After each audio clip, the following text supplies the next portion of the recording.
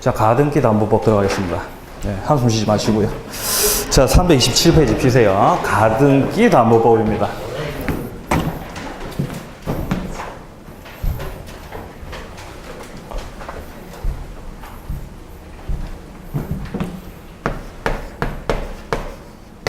가등기, 담보 등에 관한 법률이죠.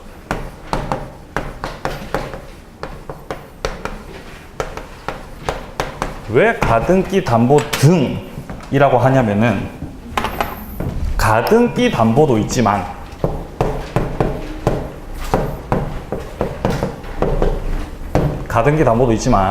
양도 담보도 있거든요.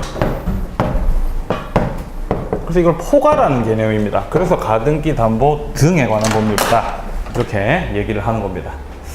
가장 대표적인 예를 한번 들어보겠습니다. 갑이 을에게 돈을 빌렸습니다. 갑이 을에게 돈을 빌렸어요.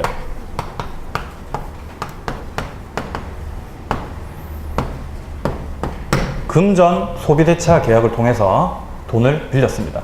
갑이 을에게 돈을 1억을 빌렸어요. 예를 들어서 1억을. 근데 우리가 지금껏 했던 뭐 저당권이라든가 이런 거 보면은 저당권 설정 계약을 통해서 을이 저당권자가 되는 거죠. 그런데 저당권 설정 계약을 하지 않고 당사자 사이에 대물 변제 예약이라는 걸 통해서 을이 해당 목적물에 가등기를 하더라, 이 말입니다. 가등기를. 그래서 만약에 네가 돈을 못 갚았어. 그럼 나는 이 가등기에 의해서 본등기 해가지고 해당 목적물을 내가 취득을 해버리겠다, 이 말입니다. 이게 가등기 담보입니다. 이해되시죠? 여기까지. 자, 근데 문제가 있는 거예요. 뭐냐면은 갑이 저당 잡힌, 담보 잡힌 이 주택이 예컨대 3억짜리 주택이다. 그러면 이 을 같은 경우는 갑이 돈을 못 갚기를 이렇게 기도하고 있다가 지는 1억 빌려줘 놓고 갑이 돈을 못 갚으니까 3억짜리 주택을 가져가더라, 이 말입니다. 잘못된 거죠? 그렇게 하지 말라는 거예요. 그렇게 하지 말라는 거예요. 따라서 일단 이 가등기 담보권자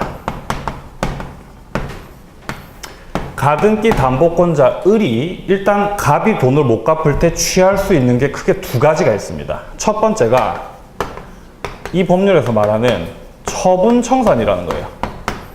처분청산은 우리가 알고 있는 경매입니다. 경매를 넣는다는 겁니다. 만약에 경매를 신청하게 되면은 경매 절차에 따라서 배당받고 나가기 때문에 저당권자랑 똑같아져요. 가등기 담보권자도 저당권자들과 마찬가지로 순위 다툼을 통해서 차례대로 배당받고 그냥 다 소멸되는, 똑같습니다. 저당권이랑. 자, 그런데 만약에 네가 경매를 넣지 않고 만약에 그걸 갖다가 이제 귀속청산이라고 합니다. 그러니까 가등기에 의해서 본등기 청구해가지고 내가 소유권을 가지겠다라는 거예요. 그래, 좋다. 귀속청산하는 것도 인정을 하겠는데 대신 네가 1억 빌려줬는데 3억짜리 주택을 가져가면 안 되기 때문에 반드시 청산 절차를 거치라, 이 말입니다. 청산 절차. 청산 절차를 반드시 거쳐야 돼요. 그리고 이 청산 절차가 크게 이제 4가지가 있습니다. 그 4가지를 아시면 돼요. 자, 먼저 첫 번째.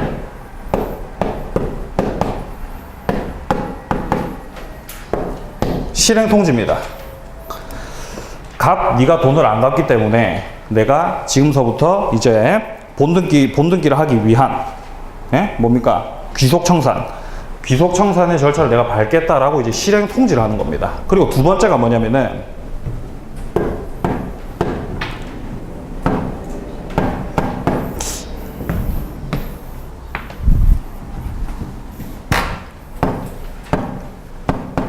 (2월의) 기간을 무조건 줘야 됩니다. 2월의 기간. 이걸 갖다가 우리가 뭐라고 얘기를 하냐면은 청산기간이라고 해요. 청산기간.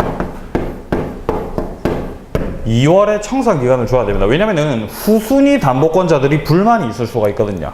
그래서 불만이 있을 때 저당권에 의해서 경매 청구를 해가지고 경매 절차로 바로 들어갈 수 있도록 2개월 동안의 기간을 줘야 된다, 이 말입니다. 그게 이제 청산기간이에요. 자, 청산기간을 준 다음에 그 다음에 이제 채무자에게 청산금을 지급을 하고 그 다음에 이제 가등기에 의해서 본등기를 해가지고 소유권을 먹는 겁니다. 이렇게 네 가지 뭡니까? 이 단계를 밟아줘야만 청산 절차를 거쳤다라고 얘기를 할 수가 있는 겁니다. 이까지 이해되시죠, 일단? 네, 아주 천천히 하고 있습니다, 지금. 자, 그런데 이 실행통지라고 하는 게 뭐냐면은, 실행통지. 을이 갑에 대해서 청산금이 얼마다 라고 이제 통지를 해주는 겁니다. 지금 이 사례에서 을이 청산금을 갑한테 얼마라고 통지를 하겠습니까? 1억이라고 통지를 합니까? 청산금이라고 하는 거는 갑이 받아갈 수 있는 돈이에요. 얼마예요? 그렇죠. 2억이죠. 2억. 자, 해당 목적물의 가액 3억이죠. 거기서 자기가 받아야 될 돈 1억이죠. 해서 2억이다가 되는 겁니다. 그러니까 갑한테 내가 지금 니한테 1억 원 받아야 되고 주택이 3억짜리이기 때문에 내가 니한테 2억을 니가 청산금을 2억을 받을 수 있다라고 하는 거를 실행 통지를 먼저 갑한테 한다라는 겁니다. 자, 그런데 여기서 이제 이 말하고 있는 이 청산금이라고 하는 게 주관적 평가예요. 이게 문제는.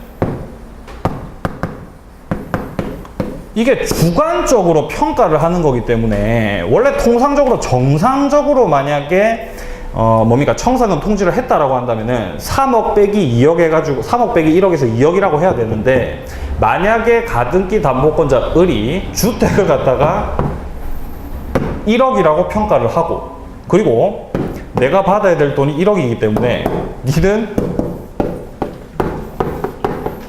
청산금이 없어 이렇게 만약에 통지를 했어요. 그럼 이 통지 유효입니까? 이 실행 통지 유효예요, 무효예요? 유효입니다. 유효라고요. 주관적 평가라고, 주관적 평가.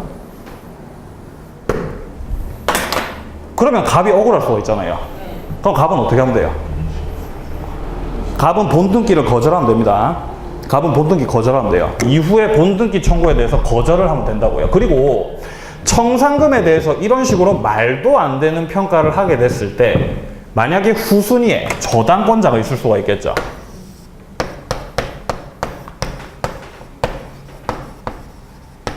그러면 이 저당권자 입장에서는 이런 식으로 평가를 해버리면 지가 돈을 못 받잖아요.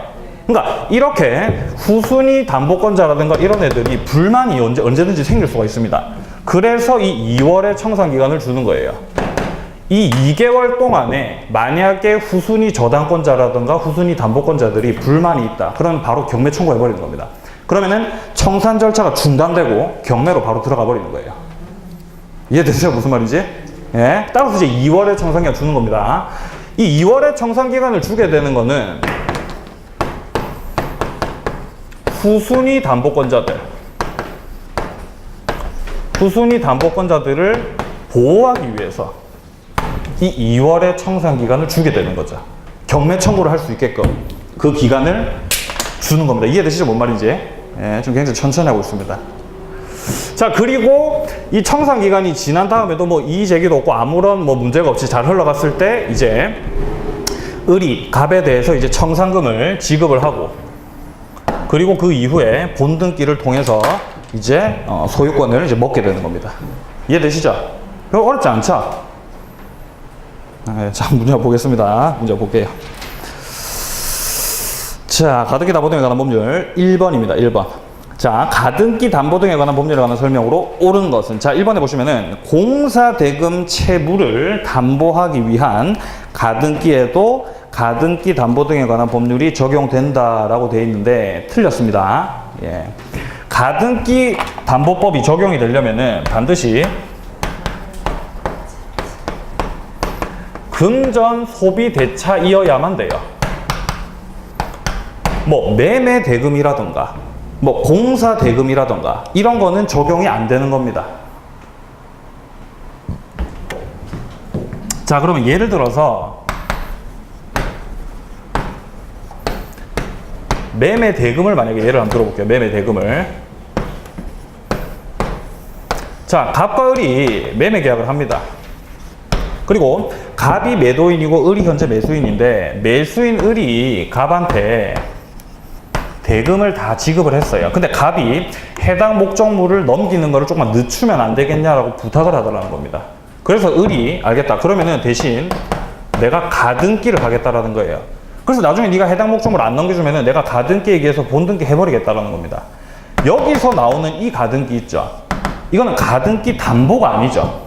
이거 가등기 담보 아닙니다. 이거 말 그대로 그냥 가등기인 거예요. 우리가 흔히 알고 있었던 그 가등기요. 이거는 매매 대금을 원인으로 하는 가등기이기 때문에 이거는 가등기 담보가 아니기 때문에 따라서 우리 지금 하고 있는 가등기 담보 등에 관한 법률 적용이 안 된다고 이해되세요? 뭔 말인지? 반드시 금전 소비대차인 경우에만 적용이 되는 거예요. 네, 그렇다라고 하는 거. 자, 그래서 지금 선다 1번 같은 경우 틀렸죠. 공사 대금 이런 거 안 됩니다. 안 됩니다. 자, 다음 2번. 청산금을 지급할 필요 없이 청산 절차가 종료한 경우 그때부터 담보 목적물의 과실수취권은 채권자에게 귀속한다. 청산금을 지급할 필요가 없이 청산 절차가 종료됐다는 게 뭐예요? 청산금이 없다라는 거죠. 해당 목적물의 평가에 빼기 채권액을 해보니까 빵원이라는 거죠. 근데 그 빵원이라 하더라도 그거를 또 통지를 해야 돼요. 네가 받아갈 수 있는 돈이 빵원이야 라고 통지해야 된다고요. 예. 근데 그렇게 됐을 때 담보 목적물의 과실수취권은 채권자에게 귀속하는 거죠. 근데 이런 경우에도 채권자가 소유권을 먹었습니까 지금? 가등기에 의해 본등기 하기 전에는 아직 소유권자 아닙니다. 예. 하지만 대금을 다 지급했다라고 보는 거죠. 그럼 과실수취권을 먹는 거죠. 여러분들 매매 계약할 때 매수인이 등기를 넘겨받아야 소유자가 되죠. 예? 소유자가 되죠. 자, 그런데 대금을 다 지급을 했어요, 매수인이. 근데 아직 등기를 넘겨가지 못했어요. 과실수취할 수 있습니까, 매수인이? 그렇죠, 할 수 있죠. 똑같은 맥락이에요, 똑같은 맥락. 지금 이거. 이해되세요, 뭔 말인지? 예, 좋습니다. 2번이 따라서 이제 옳은 말입니다. 과실수취권은 채권자에게 귀속한다. 자, 다음 3번. 가등기 담보의 채무자는 귀속청산과 처분청산 중 하나를 선택할 수 있다. 틀렸습니다. 처분청산, 귀속청산 선택하는 거는 채권자가 선택을 하는 거죠. 예? 채무자는 선택 못합니다. 예, 바로 틀렸고요. 4번. 가등기 담보의 채무자의 채무 변제와 가등기 말소는 동시행 관계에 있다. 먼저 변제를 해야 되겠죠. 변제가 선의행입니다. 5번. 가등기 담보 등기 후에 저당권자는 청산기간 내라도 저당권의 피담보 채권의 도래 전에는 담보 목적 부동산에 경매를 청구할 수 없는 게 아니라 2월에 청산기간 내라고 한다면은 얼마든지 경매 청구할 수가 있는 겁니다. 예. 따라서 5번도 틀렸죠. 예. 넘기십시오. 자, 2번 봅니다. 가등기 담보 등에 관한 법률에 관한 설명으로 틀린 거죠. 1번에 가등기 담보권이 설정된 경우 설정자는 담보권자에 대해서 그 목적물의 소유권을 자유롭게 행사할 수 있다. 자유롭게 행사할 수 있습니까? 가등기 담보권이 들어와 있어요. 예? 가등기 담보권이 들어와 있어요. 일단 이까지 좀 씌우고.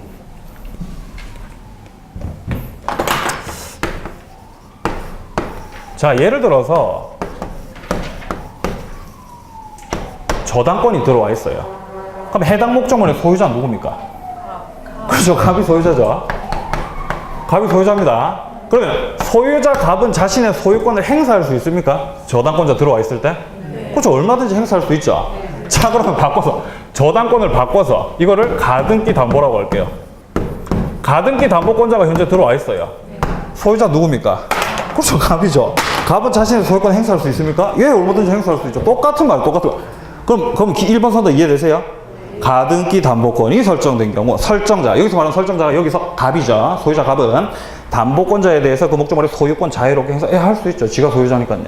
자, 다음 2번. 귀속청산의 경우 채권자는 담보권 실행의 통지 절차에 따라서 통지한 청산금의 금액에 대해서는 다툴 수 없다라고 되어 있습니다. 여러분들, 이 통지, 청산금을 갖다가 통지를 했을 때 이 청산금에 대해서 다툴 수가 없어요. 일단 만약에 가등기 담보권자 얘가 만약에 이렇게 청산금을 통지를 했다라고 한다면은 남자가 한 입으로 두 말 하면 안 돼. 지가 뭡니까? 청산금 통지해놓고 지가 거기에 대해서 다투고 말이 안 되죠. 그리고 만약에 후순위 권리자, 예를 들어서 뭐 저당권자라고 하더라도 여기에 대해서 다툴 수가 없습니다. 채권자들 다 못 다퉈요. 그렇기 때문에 네가 만약에 불만이 있으면은 뭡니까? 청산기간 내에 경매 청구하라는 겁니다. 다툴 수 없다. 예, 잘 알아놓으시고요. 자, 다음 3번에 청산금 미지급으로 본등기가 무효로 되었다면 그 후 청산 절차를 마치더라도 유효한 등기가 될 수 없는 게 아니라 청산 절차를 다 마쳤다면 유효가 됩니다. 따라서 3번이 틀렸습니다. 자, 다음 4번 실행통지의 상대방이 채무자 등 여러 명인 경우 그 모두에 대해서 실행통지를 하여야 통지로서의 효력이 발생한다. 여기서 말하는 이 실행통지 있죠. 이 통지의 상대방이 이제 3명이 있습니다. 일단 채무자한테 당연히 통지를 해야 되는 것이고요. 그 다음에 물상보증인. 물상보증인이 있다라고 한다면 얘한테도 당연히 통지를 해야 돼요. 그리고 마지막으로 제3취득자입니다. 예, 이 3명한테 다 통지를 해야 돼요. 이게 통지의 상대방입니다. 만약에 이렇게 3명 중에 만약에 1명한테라도 만약에 통지를 안 했다. 그러면은 그거는 실행통지로서 효력이 없습니다. 아시겠어요? 예. 채무자, 물상보증인, 제3취득자. 네. 자, 따라서 4번도 맞는 말이고요. 자, 그다음 5번에 채권자와 채무자가 가등기 담보권 설정 계약을 체결하면서 가등기 이후에 발생할 채권도 후순위 권리자에 대해서 우선 변제권을 가지는 가등기 담보권의 피담보 채권에 포함시키기로 약정할 수 있다. 자, 여기서 어떤 표현을 보시면 되냐면은 가등기 이후에 발생할 채권도 우선 변제권을 가진다. 지금 채권액이 확정되지 않고 왔다리 갔다리 한다는 거죠. 뭐 생각나는 거 없으세요? 뭐 생각나세요? 근으로 시작해요. 근으로. 근저당 생각나죠. 근저당. 지금 이 선도 5번에서 얘기하고 있는 거는 근 가등기 담보인 거예요. 이해되세요? 뭔 말인지? 가등기 담보는 가등기 담보인데 근 가등기 담보라고요. 채권액이 이렇게 수시로 변하는 상황에서 거기서 이제 가등기 담보권을 설정을 한 겁니다.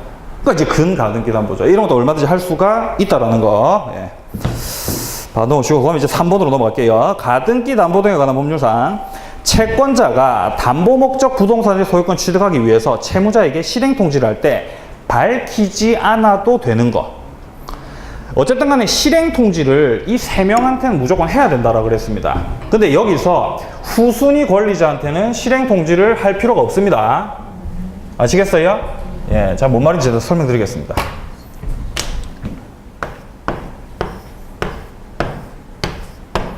자, 예를 들어서 이 주택이 4억짜리 주택이에요. 4억짜리 주택.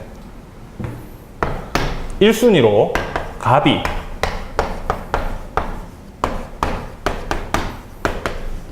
가등기 담보권자입니다. 예를 들어서 채권액이 뭐 1억이라고 칩시다. 1억. 자, 그리고 2순위로 만약에 을이 또 가등기 담보권자예요. 얘가 채권액이 예를 들어서 얘도 뭐 1억이라고 칩시다. 그리고 3순위로 만약에 병이라고 하는 뭐 저당권자가 있다.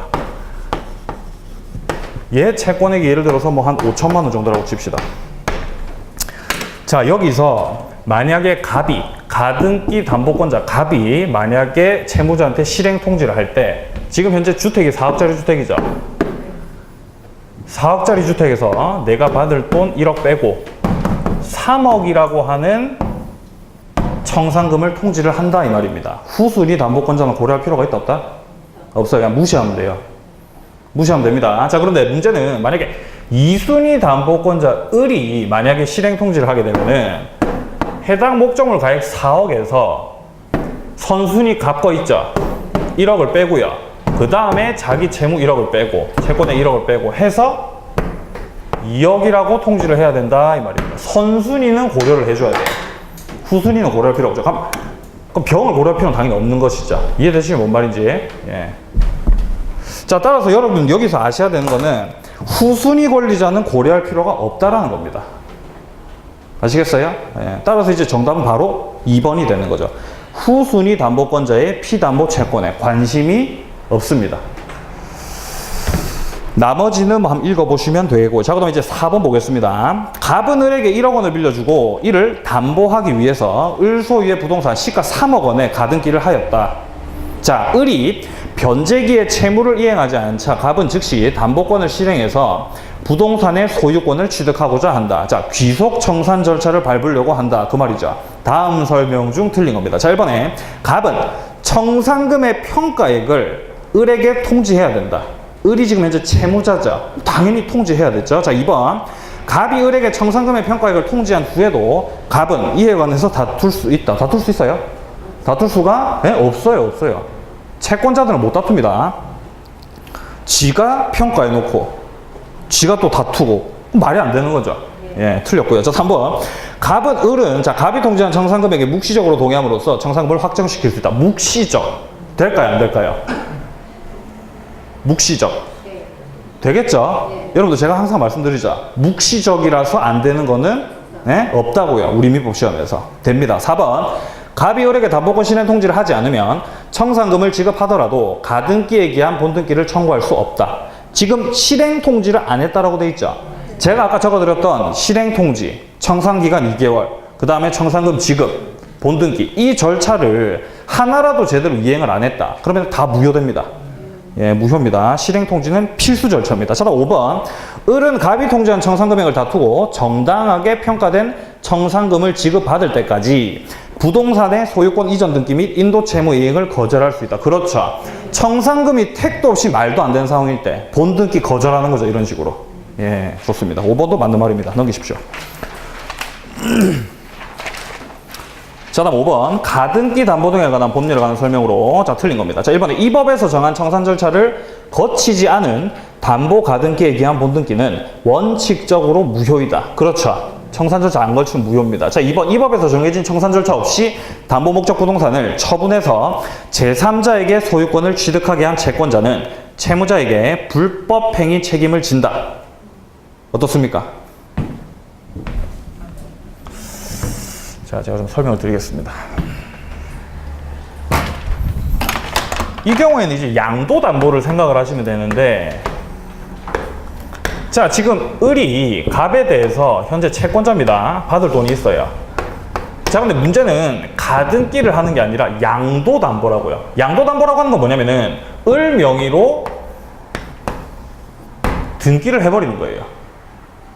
채권자 명의로 등기를 해버린다고요. 그리고 갑, 네가 돈 안 갚으면 그냥 이거 내 거 이렇게 하겠다라는 겁니다. 가등기 담보권보다 더한 놈이죠.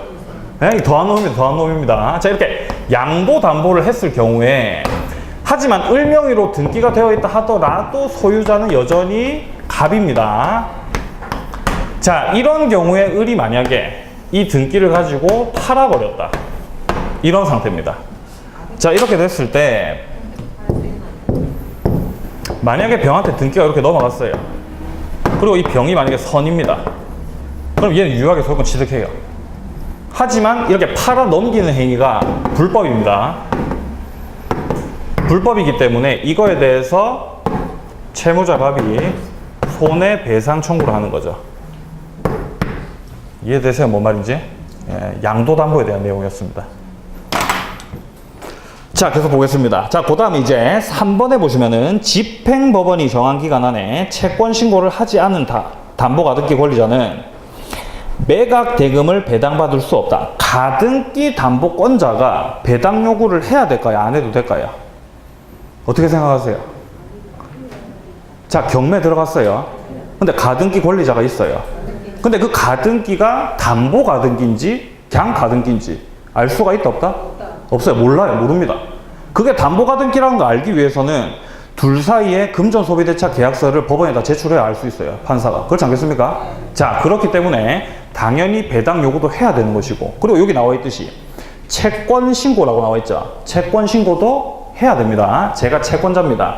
이거 그냥 가등기가 아니라 담보 가등기입니다 라고 지가 설명해야 되는 거예요. 이해되시죠? 뭔 말인지? 맞는 말입니다. 자, 다음 4번. 채권 담보의 목적으로 부동산 소유권을 이전한 경우 채권 담보의 목적으로 부동산 소유권 이전. 이게 뭡니까? 양으로 시작해요.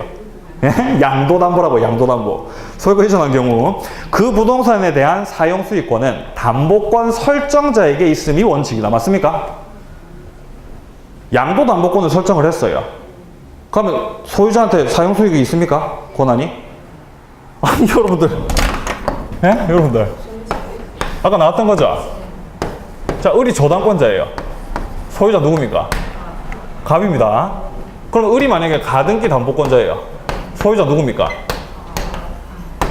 을이 만약에 양도 담보권자면요. 소유자 누굽니까? 그럼 갑이 사용소유 할 수 있어요, 없어요? 자, 손날 다시 봅니다, 여러분들. 손날 다시 봅니다. 채권 담보의 목적으로 부동산 소유권을 이전한 경우 그 부동산에 대한 사용소유권은 담보권 설정자 갑한테 있음이 원칙이다. 맞습니까? 예, 그렇죠. 맞는 말인 거죠. 예, 힘드네요. 자, 5번. 부동산 담보를 설정하기 위한 등기 비용은 특약이 없는 한 담보권 설정자인 채무자가 부담한다.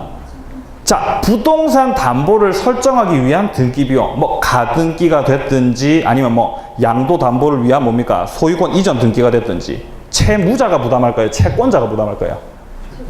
그렇죠. 당연히 채권자가 부담하겠죠. 지가 담보하기 위해서 등기하는 거니까.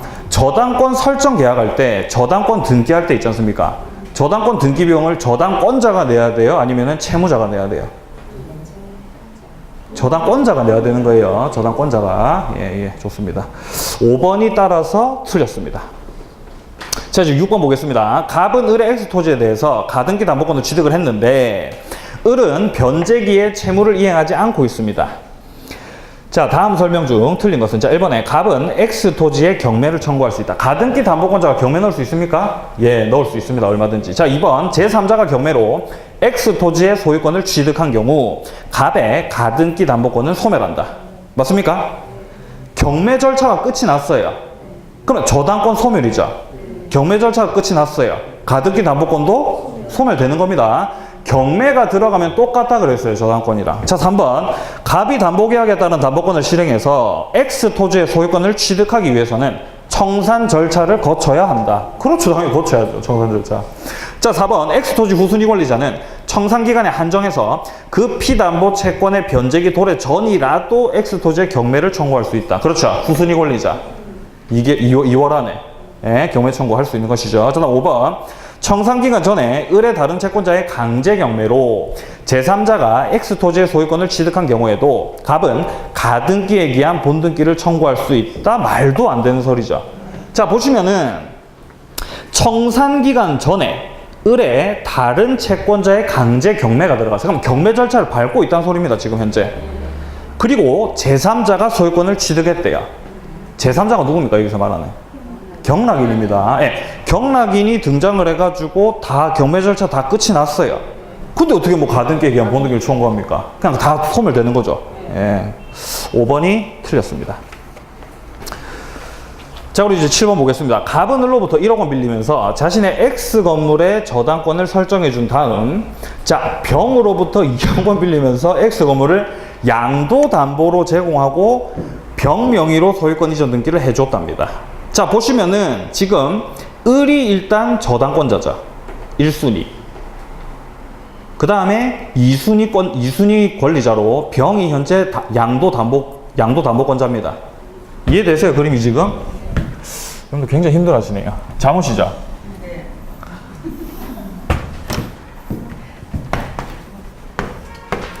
자, 1순위로 지금 을이 저당권자고요. 그 다음에 이제 2순위로 병이 양도 담보권자라고요. 이해되시죠? 뭔 말인지. 근데 등기는 누가 앞으로 돼 있겠어요? 예? 아니, 등기 당연히 병 앞으로 내죠. 당연히 병 앞으로요. 당연히. 양도 담보권이니까요. 양도 담보. 소유자 누구라고요? 그렇죠. 소유자 당연히 갑이죠. 예. 네, 자, 문제 보겠습니다. 자, 1번에 갑이 을에게 피담보 채무를 전부 변제를 했습니다. 그러면 갑은 저당권 설정 등기에 말소를 청구를 당연히 할 수 있겠죠. 다 변제했으니까 이제 나가라라고 할 수 있는 거죠. 2번에 병이 갑에게 청산금 지급함으로써 X 건물의 소유권을 취득하면 병의 양도 담보권은 소멸한다. 맞습니까? 그렇겠죠. 예, 청산금 주고 내가 이제 소유권자. 예. 3번에 X 건물이 멸실훼손되면 그 범위 내에서 병의 양도 담보권과 피담보 채권은 소멸한다. 소멸합니까?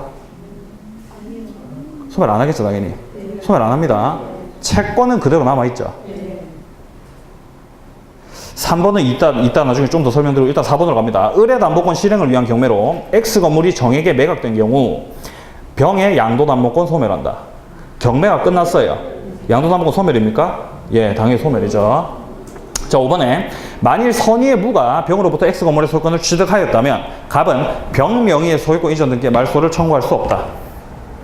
만약에 이 양도담보권자 병이 이걸 팔았어요. 이렇게 정한테 팔고 정 명의로 등기까지 마쳤습니다. 근데 얘가 선의예요. 보호가 된다 안 된다? 보호됩니다. 이거 유효입니다. 유효. 하지만 이렇게 갖다 파는 행위는 불법이라고 그랬죠. 따라서 손해배상 청구하는 거죠. 갑이 병한테. 자, 그리고 여러분 3번에 보시면은 자, 이렇게 생각하시면 돼요. 만약에 저당 목적물이 멸실되었다. 저당 목적물이 멸실되게 되면은 저당권은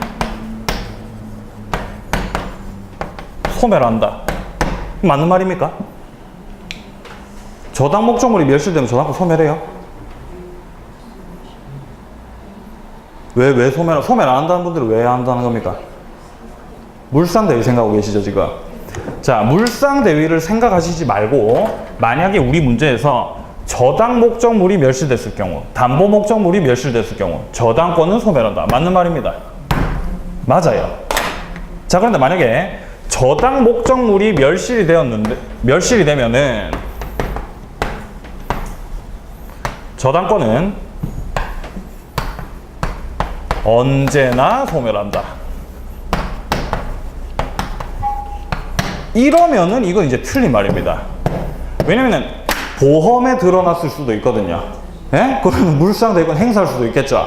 그렇게 되면 언제나 소멸한다 이러면 이제 틀린 말입니다. 하지만 특별한 언급이 없다면, 특별한 말이 없다면은 저당 목적물 멸실되면 저당권은 소멸한다라고 봐야 돼요. 물상대위까지 생각하시면은 너무 많이 나가셔가지고 오히려 틀릴 수가 있습니다. 그렇게 하시면 안 돼요. 이해되시죠? 뭔 말인지. 자, 3답 한번 보세요. X건물이 멸실훼손되면 그 범위 내에서 병의 양도담보권 이거 당연히 소멸합니다. 저당권과 동일하게 마찬가지로 소멸하는 거예요. 자, 그런데 피담보채권은 소멸을 안 하는 거예요. 피담보채권은 어떻게 됩니까? 그냥 일반 채권이 되는 거죠. 담보가 없는. 그렇죠. 뭐 돈 못 받겠네요, 그러면요. 어쨌든 간 일반 채권이 되는 겁니다. 이해되시죠? 3답 3번 따라서 틀린 말이 되는 겁니다. 자, 이렇게 좀 정리를 해 놓으시고, 자, 그 다음 넘기시면 이제 집권법 나오죠. 예, 집권법을 이제 버리고 336페이지 펴보세요. 그럼 이제 부동산 실권리자 명의 등기에 관한 법률 나오죠. 예. 이거를 잠깐만 쉬었다가 마지막 시간 좀 정리를 하고 그냥 바로 할까요? 네. 그냥 바로 해도 됩니까? 네. 이것도 힘들어가지고 엄청. 알겠습니다. 바로 하겠습니다. 빨리 그럼 마칠까요? 네, 알겠습니다. 한 50분 걸릴 수 있는데 어떡하죠? 네? 한 50분 걸릴 수도 있어요. 알겠습니다. 그렇게까지 안 걸립니다. 네.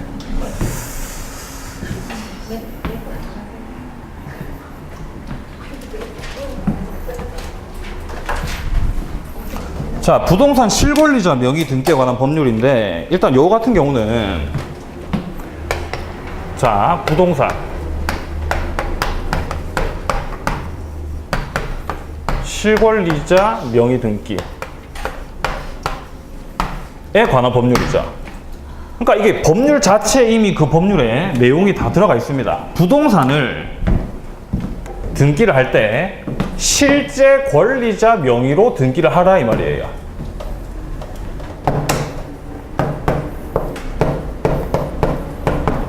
명의신탁을 하지 말라는 소리입니다. 네? 명의신탁 하지 말라는 거예요. 근데 명의신탁 하지 말라 그랬는데 니들이 굳이 명의신탁을 했다? 그러면은 그거는 무효라는 겁니다. 예. 명의신탁은 뭐다? 무효라고요, 무효. 예? 명의신탁 여기 미음이 있죠, 이렇게. 예? 무효에도 미음이 있죠. 그거 이제 무효인 거예요, 무효. 그냥 생각하지 마세요. 그냥 우리 시험에서 만약에 뭐 명의신탁 어쩌고 저쩌고 한다. 그럼 그냥 바로 그냥 아, 그래, 너는 무효야. 라고 생각하셔도 무방합니다. 근데 다만 100% 그런 거는 아니에요. 우리 민법에서 명의신탁처럼 보이는데 명의신탁으로 보지 않는 경우가 있습니다. 여기서 명의신탁으로 보지 않는다는 거는 부동산 실권리자 명의등기에 관한 법률이 적용이 안 되는 명의신탁의 형태입니다. 자, 첫 번째. 가등기 담보라든가 양도담보 이런 것들 해당이 안 됩니다. 이런 애들은 해당이 안 돼요. 일단 특히 양도담보 같은 경우를 보게 되면은 을이 갑한테 돈 빌려주고 등기 가져오는 거죠. 예? 소유자 누굽니까? 소유자 갑이죠. 그러니까 얼핏 봤을 때는 진짜 명의신탁인 것 같아요. 내부적으로 소유자는 갑인데 등기는 을명으로 돼 있죠. 하지만 그렇다라고 하더라도 이러한 양도담보는 가등기 담보 등에 관한 법률이 엄연히 존재하기 때문에 부동산 실권리자 명의 등기 법률에 따르는 명의신탁으로 보지 않겠다는 겁니다. 이해되시죠? 뭔 말인지. 자, 다음 두 번째. 구분 소유적 공유관계입니다. 상호 명의신탁이라고도 하죠. 예. 자, 특정한 토지를 갑과 을이 만약에 공유하고 있습니다. 그러면은 공유는 하고 있지만 실제 내부적으로는 갑이 이쪽 부분을 소유하고 있고 을이 이쪽 부분을 소유하고 있다라고 한다면은 이런 경우에 내부적으로는 구분 소유이고 외부적으로는 공유죠. 이거 정리 한번 했었습니다. 예. 자, 이런 경우에도 명의신탁처럼 보일 만한 여지가 충분히 많이 있지만 지들끼리 굳이 구분 소유하겠다는데 그거를 이 특별법으로 막을 이유는 없다라는 겁니다. 따라서 명의신탁에 해당 안 된다라고 합니다. 예. 자, 그다음 마지막으로 세 번째가 신탁법상 신탁입니다. 신탁법상 신탁에 대한 내용들은 선다에서 등장했을 때 그때 조금 더 추가적으로 설명을 드리도록 하겠습니다. 어쨌든 간 요 세 놈 같은 경우는 명의신탁이 아닌 것들입니다. 부동산 실권리자 명의등기 법률에 따라서 봤을 때. 예. 자, 그리고 명의신탁이 맞는데 무효로 하지 않고 유효로 하는 경우가 있어요. 그게 이제 종중, 배우자, 종교단체자. 이 세 가지 같은 경우는 명의신탁이 맞지만 세금 포탈의 목적이라든가 부정한 목적이 없다라고 한다면은 유효로 하겠다는 겁니다. 여기서 말하는 이 배우자, 이거 법률론입니다. 사실론 아니에요. 따라서 지금 여기에 해당되는 거랑 여기에 해당되는 것만 아니다라고 한다면은 명의신탁은 그냥 무효인 거예요. 에? 미음이죠. 에? 명의신탁은 무효라고요. 자, 일단 이렇게 해서 일단 명의신탁의 어떤 전반적인 내용들을 좀 정리를 했고, 이자간 명의신탁이 있습니다. 일단 첫 번째, 이자간 명의신탁. 그게 뭐냐면은, 갑과 을이 명의신탁 약정을 합니다. 약정을 통해서 갑이 현재 신탁자이고 을이 수탁자예요. 소유자가 갑임에도 불구하고 을 명의로 등기를 한다는 겁니다. 이까지 이해되시죠? 만약에 이 부동산 실권리자 명의 등기에 관한 법률이 제정되기 전이라고 한다면은 이 명의신탁은 유효입니다. 유효라고요. 그리고 을 명의로 넘어간 이 등기 있죠? 요것도 유효입니다. 그럼 소유자가 누굽니까? 소유자 을입니까? 내부적으로는 갑이 소유자고요. 그리고 외부적으로는요, 을이 소유자가 되는 겁니다. 자, 따라서 만약에 병이라고 하는 놈이 만약에 해당 목적물을 불법 점유하고 있어요. 그러면 이 병에게 갑이랑 을 중에서 누가 물권적 청구권 행사를 할까요?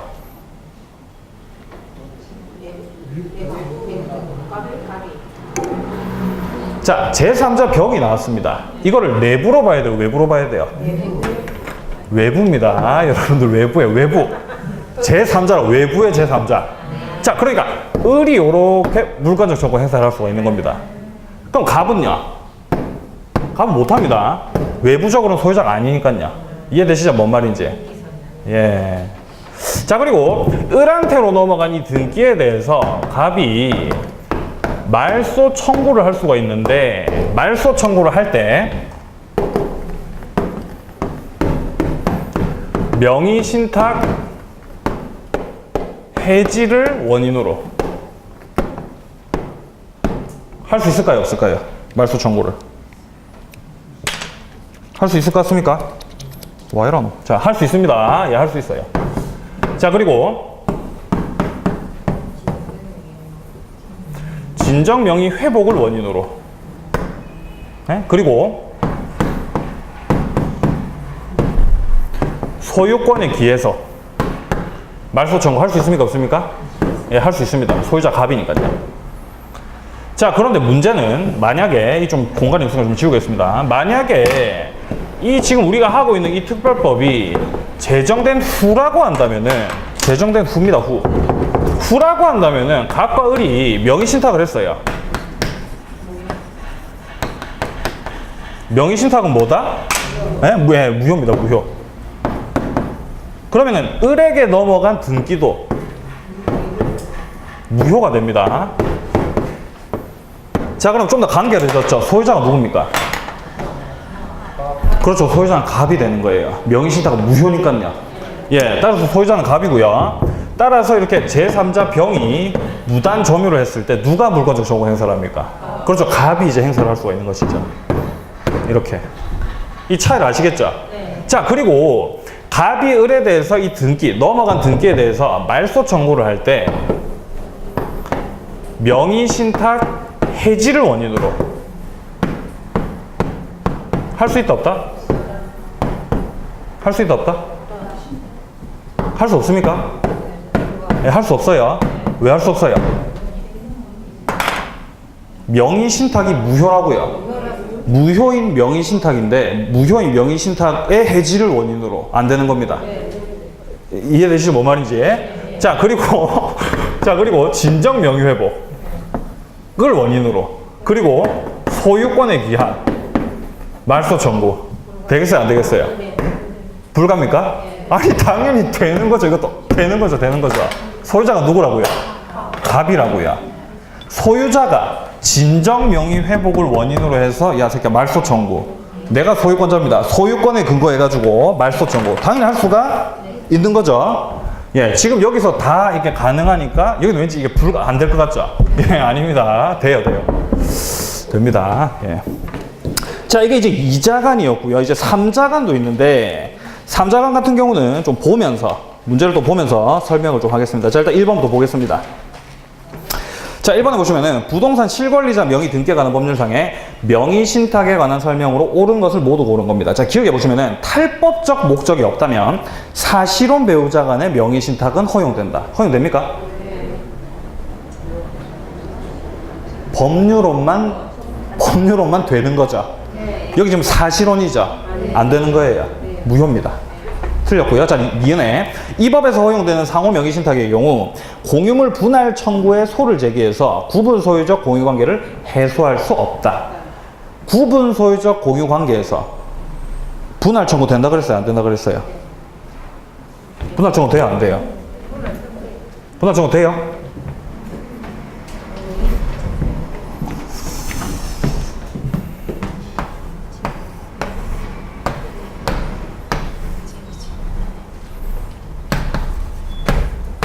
자, 갑과 을이 현재 구분 소유적 공유 관계입니다. 구분 소유적 공유 관계라 하면 내부적으로는 구분 소유인 것이고요. 외부적으로는요. 그렇죠. 공유인 것이죠. 그러면은 예를 들어서 여기서 을이 갑에게 분할 청구를 해요. 을이 갑에게 행사하는 분할 청구는 내부적 관계로 봐야 돼요? 외부적 관계로 봐야 돼요? 네예요. 왜요? 네죠. 네. 예, 냅니다. 네. 내부적으로 이미 구분 소유를 하고 있죠. 그렇기 때문에 분할 청구가 안 되는 겁니다. 예, 안 돼요. 분할 청구 안 돼요. 이미 하고 있으니까요, 구분 소유를. 예, 따라서 이제 니은 맞는 말이고요. 소를 제기해서 구분 소유적 공약을 해소할 수 없다. 예, 맞는 말입니다. 자, 디귿에 무효인 명의신탁 약정에 의해서 타인 명의의 등기가 맞춰졌다면 그것은 당연히 불법 원인 급여에 해당한다고 봐야 된다. 여러분들, 불법 원인 급여라고 하는 이 표현 딱 등장했을 때 단어 한 개가 딱 떠올라야 돼요. 뭐가 떠오르십니까? 반으로 시작해요. 반. 그렇죠. 반사회입니다. 반사회. 반사회 파트에서나 나올 표현이에요. 불법 원인 급여라고 하는 이 표현이요. 지금 우리 반사회 하고 있는 거 아니죠. 그리고 명의신탁이 반사회도 아니에요. 예, 그렇기 때문에 디귿도 틀렸습니다. 자, 리을. 명의수탁자가 제3자에게 부동산을 처분한 경우 그 제3자는 선악을 불문하고 소유권을 취득하는 것이 원칙이다. 예, 맞습니다. 만약에 재정 전에 을이 자기한테 넘어온 이 등기를 가지고 만약에 제3자한테 팔았어요. 유효입니다. 그럼 재정 후에는요. 무효인 이 등기를 가지고 제3자한테 팔았어요. 그럼 제3자는 유효하게 소유권 취득합니까? 못합니까? 취득합니다. 취득한다고요. 선의의 제3자라면. 선악을 불문하고 취득을 합니다. 예? 재정 전후 상관없어요. 명의신탁을 하지 말라 그랬는데 니네가 했기 때문에 제3자를 폭넓게 보호를 하는 거예요. 네, 따라서 리을도 맞는 말이고요. 자, 그럼 2번 보겠습니다. 갑과 을의 명의신탁 약정에 따라서 을이 병으로부터 건물을 매수한 후 자신의 명의로 등기한 경우 부동산 실권리자 명의 등기에 관한 법률이 적용되는 경우를 모두 고른 것은 이라고 하고 있습니다. 지금 이거 어쨌든 간에 3자간 명의신탁이죠. 3자간 명의신탁이 두 가지가 있죠. 뭐뭐 있습니까? 기억 안 나세요? 자, 여러분들 3자간 명의신탁은요, 일단 중간 생략형이 있고요. 그 다음에 지금 이 문제에서 나와 있는 계약형 명의신탁이라고 하는 게 있어요. 계약형 명의신탁이 뭐냐면은 일단 병이 매도인입니다. 병이 매도인이에요. 매도인. 자, 병이랑 수탁자 을이 매매 계약을 체결을 하고요. 수탁자 을이 매매 계약. 신탁자 갑, 요놈 같은 경우는 을한테 자금을 제공하는 거예요. 이렇게 자금을 제공한다는 것 자체가 갑과 을 사이에 명의신탁이 있었다라는 말입니다. 이런 상황이에요. 이해되시죠? 뭔 말인지. 그리고 을 명의로 직접 등기하는 겁니다. 자, 이런 경우에 명의신탁은 유효입니까? 무효입니까? 그렇죠. 뭐 혼란스러울 필요 없습니다. 명의신탁이라는 말이 나오면은 그냥 무효라고 생각하시면 돼요. 무효입니다. 무효. 그러면은 을에게 넘어간 이 등기는 유효예요? 무효예요?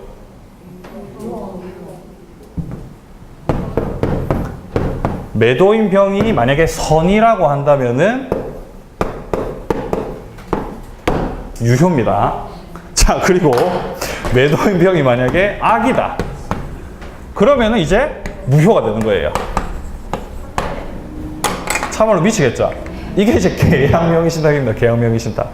그리고 아까 전에 설명드렸듯이 수탁자한테로 넘어간 이 등기를 만약에 을이 뭐 병이 아니라 뭐 정이죠. 이런 애한테 만약에 팔았다. 그러면은 얘한테 어쨌든 등기가 이렇게 넘어갔다라고 한다면은 얘는 선악 불문하고 유효입니다. 유효.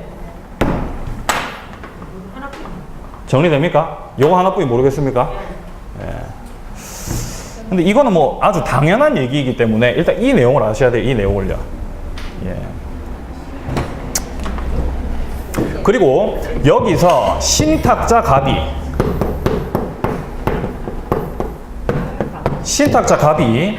병한테든 을한테든 등기를 갖다가 말소 청구할 수가 있겠어요? 없겠어요? 당연히 없습니다. 말소 청구를 할 수 있으려면 소유자여야 돼요. 지금 갑은 소유자 아니죠? 예? 얘는 그냥 숨어있는 나쁜 놈입니다. 얘는 말소 청구 못합니다. 자, 그리고 지금 을한테 넘어간 이 자금 있죠? 이 자금에 대해서는 부당이득 반환 청구는 할 수 있습니다. 요것만 할 수 있어요, 갑은.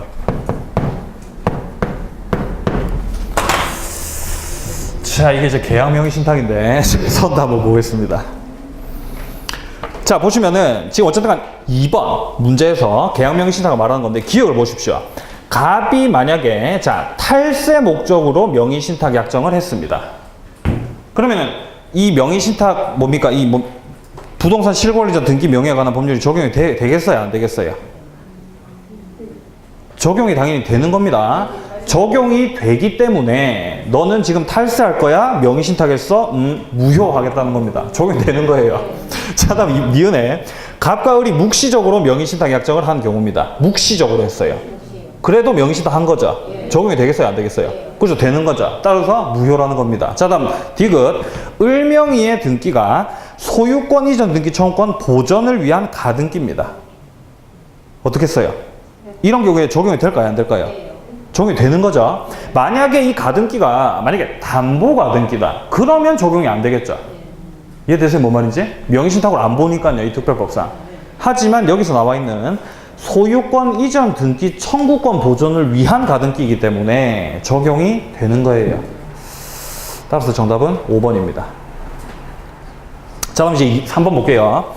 갑은 2013년에 친구 을과 명의신탁 약정을 하고 병 소유의 X부동산을 매수하면서 병에게 부탁해서 을 명의로 소유권 이전 등기를 하였다까지 딱 보셨을 때 우리 바로 깨달아야 돼요. 아, 중간 생략형이구나. 네? 중간 생략형이구나.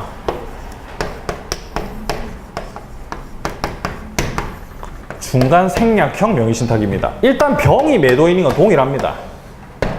자, 이런 상황에서 계약형 명의신탁에서는 수탁자 을이 계약의 당사자였는데 이런 경우에는 지금 갑이 계약의 당사자입니다. 갑과 병이 매매 계약을 체결을 하는 겁니다. 자, 그리고 원래 매수인 갑이 자기 명의로 등기를 받아야 되는데 그렇게 하지 않고 을과 명의신탁을 하고요. 명의신탁을 하고 야, 네가 등기를 을한테 직접 넘겨라 이렇게 부탁하는 거죠. 그렇게 해서 이제 을 명의로 등기를 하는 겁니다. 지금 원래 갑한테 넘어간 다음에 을한테 넘어가야 되는데 병에서 을로 바로 갔죠. 그러니까 중간 생략형이라는 거예요. 중간 생략형. 자, 이런 경우에 갑과 을 사이의 명의신탁 유효입니까? 무효입니까? 유효예요, 무효예요. 아니, 여러분들 뭐 지었어요? 자, 명의신탁 무효입니다. 무효. 네. 그럼 을 명의로 넘어간 이 등기는요? 유효예요, 무효예요? 이것도 무효입니다. 이것도 무효예요. 예. 자, 그리고 여기서 지금 현재 갑이 을에게 말소 청구할 수 있습니까? 등기에 대해서? 을에게 넘어간 이 등기에 대해서 말소 청구할 수 있습니까? 갑이? 못합니다. 소유자 아니죠. 네, 소유자 아닙니다. 지금 여기서 소유자가 누굽니까? 그렇죠. 병이 소유자죠. 병이 소유자입니다. 따라서 이 병은, 소유자 병은 을에 대해서 뭐 말소 청구 가능합니까? 가능해요, 불가능해요? 이렇게 말소 청구 가능합니다. 소유자이기 때문에 얼마든지 말소 청구 이렇게 할 수 있어요. 자, 그리고 이 갑 같은 경우는 을에 대해서 말소 청구를 당연히 못합니다. 지가 소유자가 아니기 때문에. 하지만 병을 대위해가지고 이렇게 말소 청구하는 거 있죠. 네? 갑이 병을 대위해서 말소 청구 됩니다.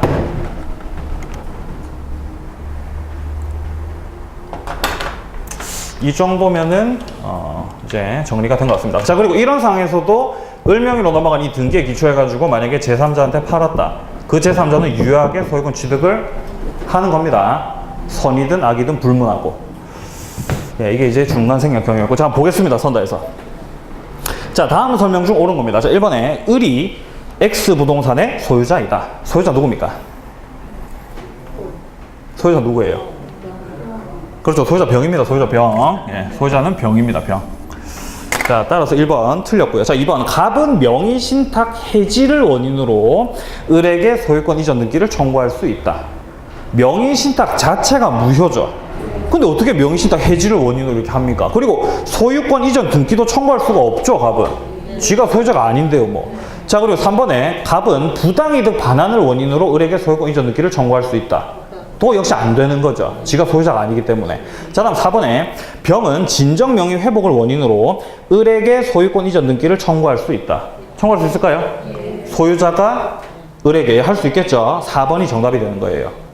자, 다음 5번. 만약 갑과 을이 사실혼 관계에 있다면 갑을 사이의 명의신탁은 유효다. 유효입니까? 아니죠. 법률혼이어야 되죠. 네, 그렇죠. 틀렸고요. 넘기세요. 자, 이제 4번에 보시면요. 부동산 실거래자 명의 등기에 관한 법률에 관한 설명으로 옳은 겁니다. 자, 1번에 보시면은 소유권 이외의 부동산 물권의 명의신탁은 동법률의 적용을 받지 않는다가 아니라 적용을 받습니다. 뭐 전세권이 됐든 저당권이 됐든 그런 것도 얼마든지 명의신탁 할 수 있겠죠. 그리고 적용을 받습니다. 만약에 돈을 숨기기 위해서 명의신탁 약정을 통해서 전세 살 것도 아니면서 전세권을 설정해 줬다라든가 그럼 당연히 무효가 되는 거겠죠. 예, 적용을 받고요. 자, 다음 2번. 채무 변제를 담보하기 위해서 채권자가 부동산 소유권을 이전받기로 하는 약정. 이거 뭐예요? 그렇죠. 예, 떠오릅니까? 양으로 시작해요.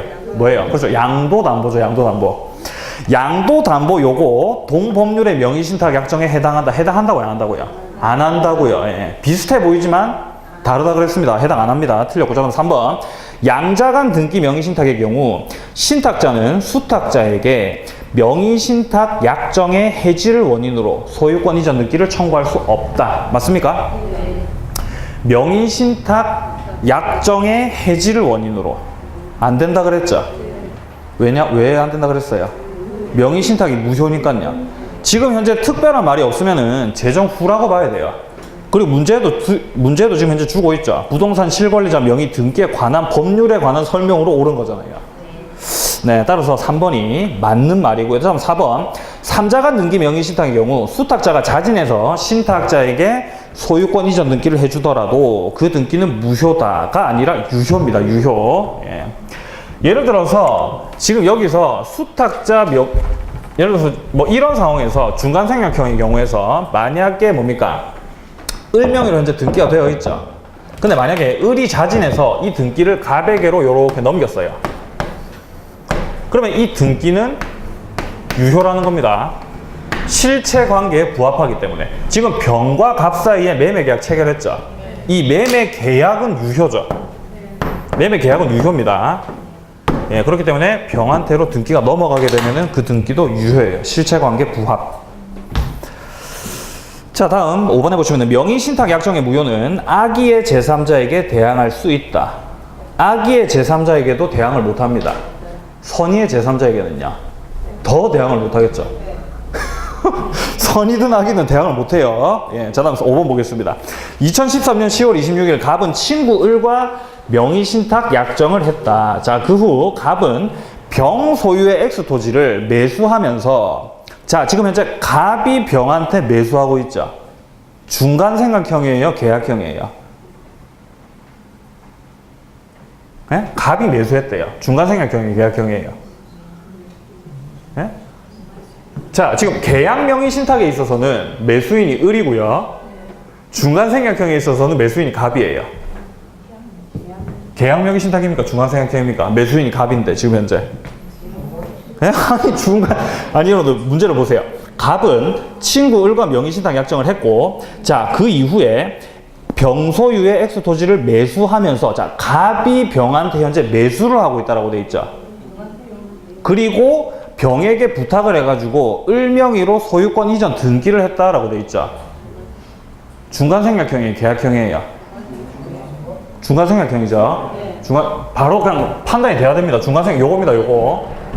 병이 직접, 그러니까 갑이 지금 뭡니까? 신탁자 갑이 지가 매매 계약의 매수인이 되고 다만 등기를 내가 받지 않고 을한테로 넘기겠다라고 하는 거. 중간생략형 명의신탁입니다. 자, X토지는 현재, 자, 을명의로 자, 소유권 이전 등기를 했고, X토지는 현재 갑이 점유하고 있습니다. 자, 다음 설명 중 옳은 겁니다. 자, 1번에 을은 갑에게 X토지의 반환을 청구할 수 없다. 청구할 수 없습니까? 을이 갑에게? 소유자가 누구예요? 병이죠. 그러면 을이 이렇게 반환 청구를 할 수 있다 없다? 없는 겁니다. 1번이 바로 정답입니다. 자, 다음 2번에 갑은 병에게 X 토지의 소유권 이전을 청구할 수 없다. 청구할 수 없습니까? 갑이 병에게 이전 청구 못합니까? 지금 여기서 말하는 소유권 이전을 청구한다라고 하는 거는 지금 청구권, 채권을 말하고 있는 거예요. 갑과 병 사이의 매매 계약은 유효입니다. 그렇기 때문에 갑은 병에 대해서 등기 넘기라고 청구할 수가 있는 거예요. 예, 맞는 말이 틀린 말입니다. 그렇기 때문에 청구할 수 있어요. 자, 다음 3번. 병은 을에게 X토지의 소유권 이전 등기 말소를 청구할 수 없다. 지금 병이 소유자죠.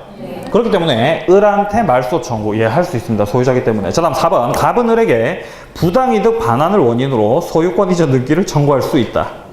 부당이득 반환 요거 있죠. 계약형 명의신탁에만 해당되는 거예요. 중간생략형에서 뭐 부당이득 어쩌고 저쩌고 하고 있죠. 바로 틀린 겁니다. 자, 다음 5번. 갑은 을에게 부당이득 반환 청구권을 피담보 채권으로 해서 유치권, 안 됩니다. 유치권 안 돼요.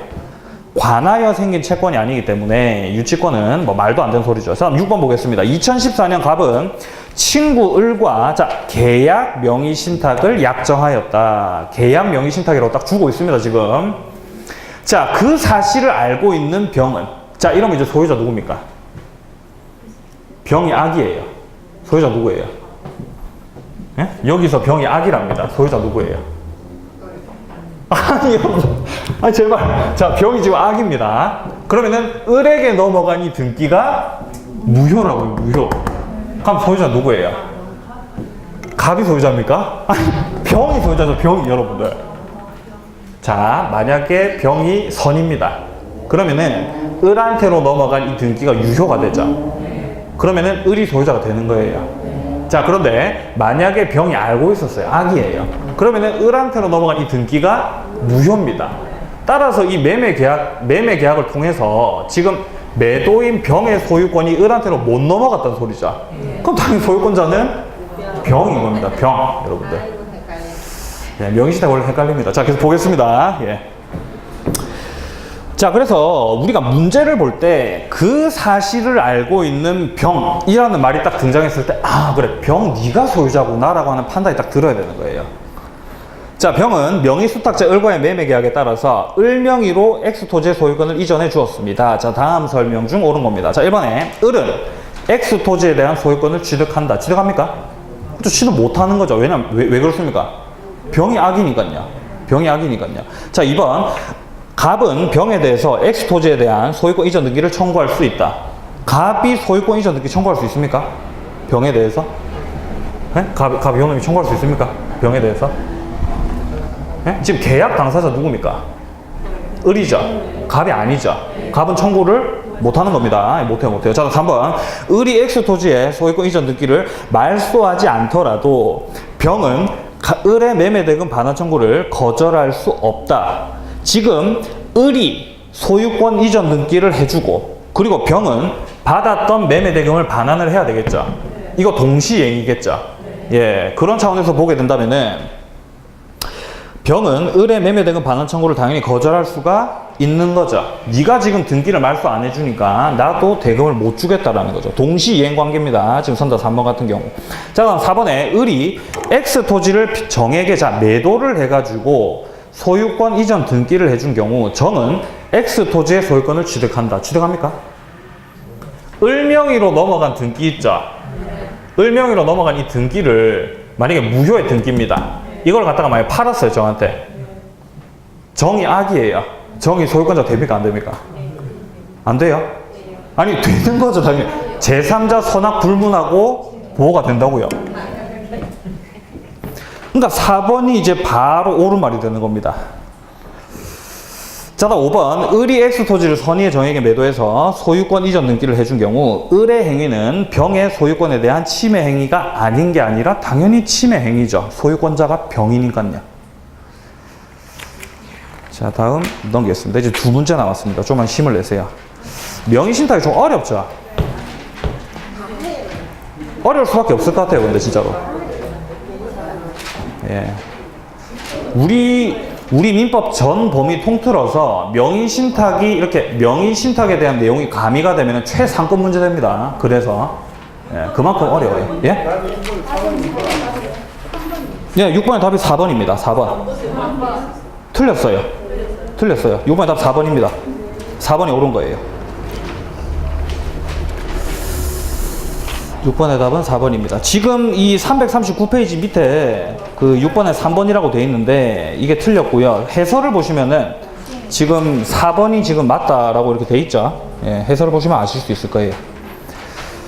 자, 이제 7번 봅니다. 갑과 을은 부동산 실거래자 명의 등기에 관한 법률에 적용을 받는 명의신탁 약정을 통해서 자, 병소유 X 건물의 소유권 이전 등기를 을 명의로 하였습니다. 이까지 봤을 때 이게 중간생략형인지 계약형인지 알 수 없어요. 이걸로만 알 수 없어. 판단이 안 됩니다. 지금 현재. 어쨌든 간 3자간이죠. 자, 다음 중 틀린 겁니다. 자, 1번에 갑이 X 건물을 매수한 후 자신에게 등기 이전 없이 곧바로 을에게 소유권을 이전한 경우. 자, 이거 중간생략형입니까? 계약형입니까? 그렇죠. 중간생략형이죠. 예. 자, 병은 여전히 갑에 대해서 소유권 이전 의무를 부담한다. 부담합니까? 병은 여전히 소유권 이전 의무가 있어요? 을한테 이렇게 넘겼을 때? 있어요, 없어요? 이거를 어떻게 판단하셔야 되냐면은 매매 계약은 유효라는 거예요. 그러니까 아직 갑 내가 등기를 넘겨가지 못한 상태라고 한다면은 병은 여전히 갑에 대해서 등기를 올바르게 넘겨줘야 될 의무를 지는 겁니다. 법률상. 이해되세요? 뭔 말인지? 예, 좋습니다. 맞는 말이고요. 자, 다음 2번. 을이 갑의 허락 없이 A에게 X 건물을 신탁해서 재건축 사업을 진행한 경우 특별한 사정이 없는 한 갑은 명의신탁 약정의 무효를 이유로 A에게 대항하지 못한다라고 되어 있습니다. 어쨌든 간에 명의신탁에 있어서 제3자는 보호가 되죠. 선이든 악이든. 근데 지금 여기서 말하고 있는 이 A 있죠? 제3자로 봅니다. 따라서 보호를 받습니다. A한테 대항을 못해요, 따라서. 그리고 지금 여기서 말하고 있는 A에게 X 건물 신탁해서 재건축 사업. 여기서 말하고 있는 신탁이 제가 아까 말씀드렸던 신탁법상 신탁입니다. 네, 따라서 유효입니다. 유효. 자, 다음 3번에 보시면요. 을에게 X 건물을 매도한 병이 갑을 간의 계약 명의 신탁에 관해서 선이라면 선입니다. 지금 병이. 그 약정은 유효하다. 유효 맞습니까? 맞아요? 아니에요? 약정은 무효죠. 예? 명의신탁 약정은 묻지도 따지지도 않고 무효입니다. 무효. 자, 그런데 병아 을한테로 넘어간 이 등기는요. 병이 만약에 선이라고 한다면은 유효라고요. 하지만 명의신탁은요. 무효입니다. 무효. 따라서 3번이 이제 틀렸다라는 거예요. 자, 다음 4번 봅니다. 을에게 X 건물 매도한 병이 갑을 간의 계약 명의신탁 약정을 알고 있었다면 자, 병이 또 악입니다. 이번에는. 자, 병은 을 명의의 등기 말소를 청구할 수 있다. 등기 말소 청구할 수 있을까요? 병이. 자, 병이 악입니다. 그럼 소유자가 누구예요? 그죠? 병이죠. 그럼 소유자 병이 말소 청구할 수가 있는 겁니다. 예, 있어요. 자, 다음 5번. 갑과 을이 법률상 부부이고 위법한 목적이 없다면 갑은 명의신탁 약정의 해지를 원인으로 하는 소유권 이전 등기를 청구할 수 있다. 명의신탁 해지를 원인으로 해가지고 소유권 이전 등기를 청구하려면은 명의신탁이 유효이어야 되겠네요. 법률상 부부네요. 유효입니까? 무효입니까? 그렇죠. 유효인 거죠. 이거는. 명의신탁임에도 불구하고 유효인 거죠. 따라서 맞는 말입니다. 우선 5번도. 자, 이제 8번 문제 보겠습니다. 자, 2015년 자, 갑은 병의 X 토지를 취득하고자 친구 을과 명의신탁 약정을 체결을 하고 자, 을에게 그 매수 자금을 줬대요. 매수 자금을 줬다라는 이 말 자체가 계약형 명의신탁 이거에 해당한다는 거예요. 이거에. 예, 매수 자금 제공. 자, 그 다음에 갑과의 약정대로 을은 명의신탁 사실을 모르는 병으로부터 병이 그 사실을 모른대요. 소유자 누굽니까? 아니 병이 모른대요. 그렇죠. 을이 소유자입니다. 을이 소유자. 예. 자, X 토지를 매수하는 계약을 자기 명의로 체결하고 소유권 이전 등기를 경료받았다. 다음 설명 중 옳은 겁니다. 자, 1번에 보시면은 X 토지의 소유자는 누굽니까? 그렇죠. 을이죠. 을. 예, 모르니까요. 자, 다음 2번에, 자, 갑이라고 하시는 분들은, 갑은 절대로 아니죠. 자, 2번. 갑이 을과의 관계에서 소유권을 가지는 것을 전제로 해서 장차 X 토지의 처분 대가를 을이 갑에게 지급하기로 하는 약정. 이게 바로 뭐 명의신탁이죠. 당연히 무효입니다. 무효. 자, 다음 3번. 갑과 을 및 갑의 친구 정 사이에 새로운 명의신탁 약정에 의해서 뭐 갑과 을이 명의신탁 약정을 했고, 그리고 갑과 정이 새로운 명의신탁을 했어요. 그럼 이 새로운 명의신탁도 무효겠네요. 맞죠? 자, 의해서, 자, 을이 다시 갑이 지정한 정에게 X 토지에 이전 등기를 해준 경우 정은 그 소유권을 취득한다. 취득할까요? 당연히 못하겠죠. 명의신탁 그냥 무효라 보시면 됩니다. 요 같은 경우도. 자, 그럼 4번에 만약 을이, 자, 갑의 아들이라고 한다면은 명의신탁은 유효하다. 아들은 전혀 상관이 없죠. 법률상 부부, 배우자만 유효인 걸로 봐주는 것이지 아들은 전혀 해당 사항 없습니다. 틀렸고요. 자, 다음 5번. 만약 을과 명의신탁 사실을 아는 병이 매매 계약에 따른 법률 효과를 직접 갑에게 귀속시킬 의도로 계약을 체결한 사정이 인정된다면 갑과 을의 명의신탁은 3자간 등기 명의신탁으로 보아야 한다. 여기서 말하고 있는 이 3자간 명의신탁 있죠? 중간생략형 명의신탁 말하는 거예요. 지금 선도 5번에서 얘기하고 있는 게 뭐냐면은 지금 현재 문제상에 주어진 거는 계약형 명의신탁입니다. 자, 그런데 병이 갑과의 매매 계약을 체결하는 것처럼 지금 보시면 어떤 표현을 쓰고 있냐면은 매매 계약에 따른 법률 효과를 직접 갑에게 귀속시킬 의도로 계약을 체결했다라고 돼 있죠.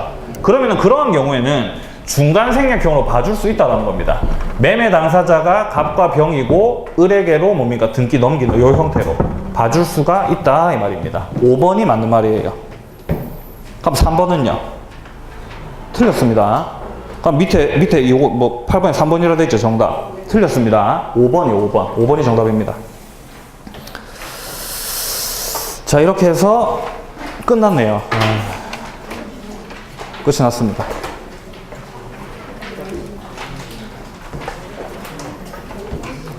그동안 수고 많으셨습니다.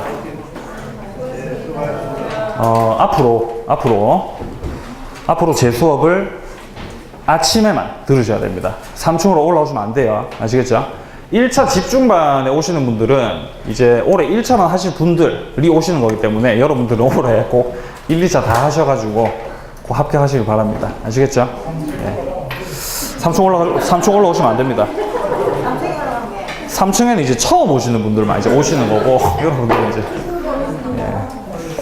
자, 어쨌든 고생 많이 하셨고요. 또 뭐 모르는 거 있으시면 언제든지 물어오십시오. 아시겠죠? 예. 수고하셨습니다.